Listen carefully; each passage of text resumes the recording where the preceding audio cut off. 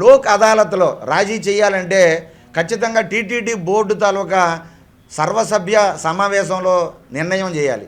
అలాగే ఇంకా ఏం చేశారంటే ఆ దొంగని వెనకేసుకొచ్చినటువంటి గత ప్రభుత్వం వైసీపీ ప్రభుత్వం వాడేదో మహానుభావుడిగా చిత్రీకరించి, వాడేదో మహాదాన కన్నుడిగా చిత్రీకరించి 14,40,00,000 రూపాయలు, నెలకి 20,000 రూపాయల జీతగాడు 14,40,00,000 రూపాయలేమో టీటీడీకి దానం ఇచ్చేసినట్లుగా లోక్ అదాలత్లో వీళ్ళేమో కేసును రాజీ చేయించేసి, ఆ రోజు ఉండేటువంటి సుబ్బారెడ్డి గారు సమయంలో రాజీ చేయించేసేమో టీటీడీకి ఈ ఆస్తులు బదలాయించినట్లుగా దానం ఇచ్చేసేట్టుగా ఒక గేమ్ ఆడారన్నమాట. హిందూ సమాజాన్ని మభ్యపెట్టారు. ఈయన దొంగ కాదు, ఈయన మహాదానవంతుడని చూపించారు, చిత్రీకరించాడు. కానీ ఆ రోజు జరిగేటటువంటి పరిస్థితిలో కనీసం ఎవరైనా టీటీడీకి ఆస్తులు ఎవరైనా దానం ఇస్తే ఖచ్చితంగా దాని మీద ఎంక్వైరీ చేయాలి.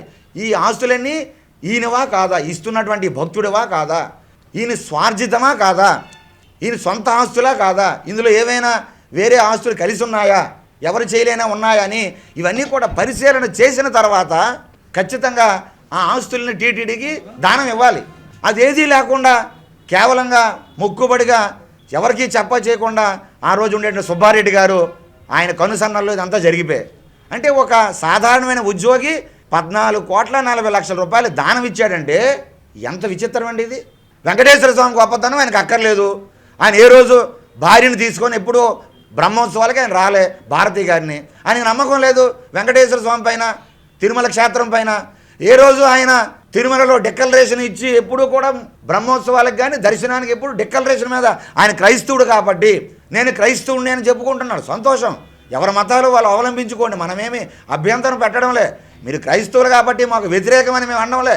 మీరు కనీసం డిక్లరేషన్ మీద కూడా సంతకం పెట్టకుండా అబ్దుల్ కలాం గారు పెట్టారు, అలాగే సోనియా గాంధీ గారు పెట్టారు, జాతీయ నాయకులు పెట్టారు, మాజీ రాష్ట్రపతి పెట్టారు, అలాగే దేశ విదేశాల నుంచి వచ్చిన పెద్ద పెద్ద నాయకులు కూడా తిరుమల వెంకటేశ్వర స్వామిని విశ్వసించి వెళ్తున్నాము అని డిక్లరేషన్ మీద స్పష్టంగా సంతకాలు పెట్టి వెళ్ళారు.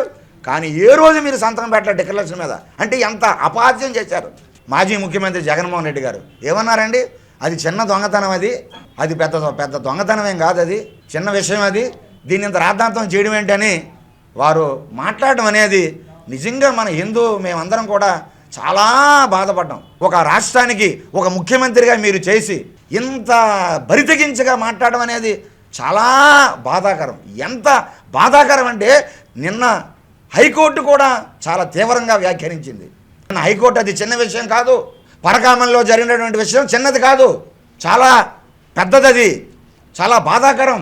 కోట్లాది మంది హిందువుల మనోభావాలతో కూడుకున్నది, వెంకటేశ్వర స్వామి విశ్వాసాల మీద కూడుకున్నది, వేల సంవత్సరాల నుండి వస్తున్నటువంటి వెంకటేశ్వర స్వామి తాలూకా ఆరాధనతో కూడుకున్నటువంటి అంశం ఇది. కోట్లాది మంది భక్తుల మనోభావాలు గాయపరిచే అంశం ఇది. ఇది చిన్నది కాదు, చిన్నదిగా ఎవరో మాట్లాడకూడదని నేను ముట్టికాయలు పెట్టింది. అయినా పశ్చాత్తాపం రాలే జగన్మోహన్ రెడ్డి గారికి. ఆయన మాట్లాడిన తర్వాత అయినా కనీసం దాని మీద మా నాయకుడు ఇలా మాట్లాడారు, దానిపైన మేము వివరణిస్తున్నాము, దయచేసి హిందువులు అపార్థం చేసుకోకండి అని కనీసం ఒక్క మాజీ మంత్రి కానీ మీ వైసీపీ ప్రజాప్రతినిధులు కానీ ఒక్కరైనా ఖండించారా? అంటే తమాషా చేస్తున్నారండి మీ అందరూ. ఏదైతే విచారణ జరుగుతుందో సతీష్ కుమార్ ఆయన పైన, chief vigilance and security officer CVSO పైన ఎప్పుడైతే విచారణ జరుగుతుందో ఆయనేమో ట్రైన్ కింద అనుమానాస్పదంలో బుద్ధి చెందారు. ఇప్పటికీ ఆ గాయాలన్నీ కూడా హిందూ సమాజం ఏం జరిగింది, విచారణ జరుగుతున్నటువంటి వ్యక్తి ట్రైన్ కింద పడిపోయి అనుమానాస్పదంగా చనిపోయారు. పోస్ట్ మార్టం రిపోర్ట్ కూడా హైకోర్టుకు వెళ్తుంది. ఆ మొత్తం బండారం అంతా కూడా బయటపడుతుంది. ఇలాంటి సందర్భంలో మీ బాబాయిని విచారిస్తున్నారని ఈ బండారం అంతా బయటపడిపోతుందని మీరేమో అది చిన్న దొంగతనమా,